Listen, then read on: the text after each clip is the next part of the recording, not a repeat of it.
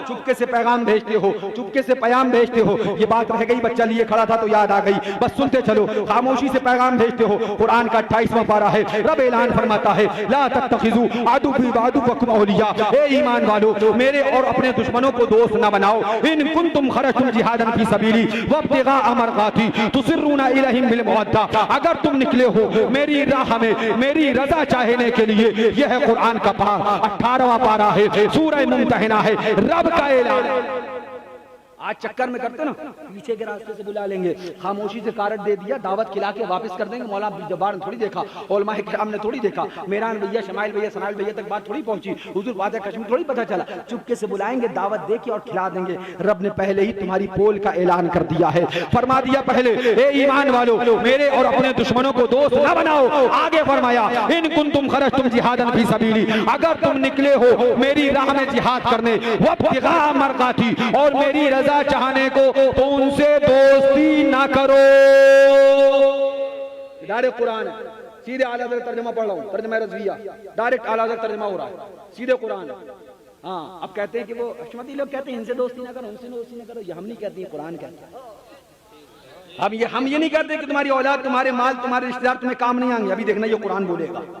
हम वही बोलते हैं मियां जो आला हज़रत ने बोला, आला हज़रत ने वही बोला जो मुस्तफ़ा ने बोला, मुस्तफ़ा ने वही बोला जो कुरान ने बोला, है ना। हाँ, हम हैं उनके, वो हैं तेरे, तो हुए हम तेरे, इससे बढ़कर तेरी समत और वसीला क्या है। जाहिर उनका मैं गुनाहगार हूँ, मेरे शफी इतनी निस्बत मुझे क्या कम है, तू समझा क्या।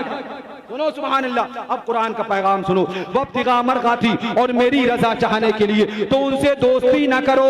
तुसिर्रूना इलैहिम बिल मवद्दा, तुम उन्हें खुफिया पयाम, चुपके से कारड, खामोशी से दावत, कमरे में बिठालना, बैठक में छुपाना, खाना खिला के रवाना कर देना।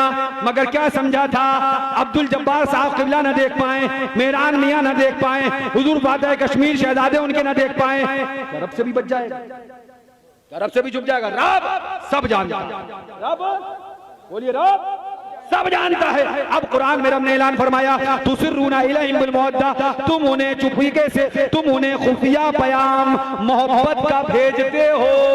व अना अअलमु बिमा अख्फैतुम वमा अअलनतुम, और मैं खूब जानता हूँ जो तुम छुपाते हो, जो तुम जाहिर करते हो। अब अच्छा जो खुफिया पयाम मोहब्बत का भेजे, उनको बुला ले, खिला ले। तो मेरा फतवा नहीं, कुरान का फतवा सुनो। आला फरमाते ना, फतवा तो कुरान दे चुका, फतवा तो कुरान लगा चुका, अब मानने वाला माने, न मानने वाला ना माने। अब किसी मुफ्ती की क्या तलाश है, अब किसी मुफ्ती को क्या तलाश करते हो। अब कौन सा मुफ्ती फतवा देगा, अब कौन सी नई शरीयत, नया कानून लाएगा, अब कौन सी नई आयतों का नुज़ूल होने वाला है। अल-यौम अकमलतु लकुम दीनकुम, कुरान ने फरमा दिया हम दीन मुकम्मल कर चुके, दीन मुकम्मल हो चुका। फतवा मुस्तफा दे चुके, फतवा कुरान दे चुका। अब खुदा का फतवा सुनो जो 28वें पारे में सूरह मुम्तहिना में रब ने फतवा दिया। मौला तूने कहा अगर तुम उन्हें खुफिया पयाम मोहब्बत का भेजते हो, बुलाते हो, व अना अअलमु बिमा अख्फैतुम वमा अअलनतुम, और मैं तुम्हारा जाहिर और छुपा सब जानता हूं, जो तुम छुपाओ, जो तुम जाहिर करो। मौला जो तुम उनको बुला ले, खामोशी से खिला ले, बैठक में बिठा ले,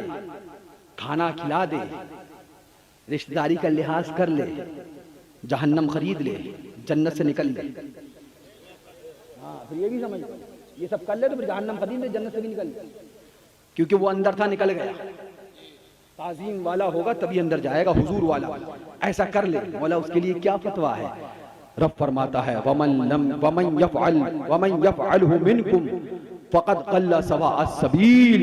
रब ने ऐलान फरमाया व अना अअलमु बिमा अख़फ़ैतुम वमा अअलनतुम, जो तुम छुपाओ, जो तुम जाहिर करो, मैं सब जानता हूँ। चुपके से बुलाते हो, खामोशी से, और जो ऐसा करे खामोशी से बुला ले, खिला ले, बिठा ले, रिश्ते का, पटीदारी का, कराबतदारी का, मोहल्लेदारी का, वतन का लिहाज करके उससे दोस्ती निभा ले, तो क्या होगा। तो रब फरमाता है वमन यफ़अलहु मिनकुम फ़क़द क़ल्ल सवाअ सबील, और तुम में से जो ऐसा करे बेशक वो सीधी राह से बहेगा।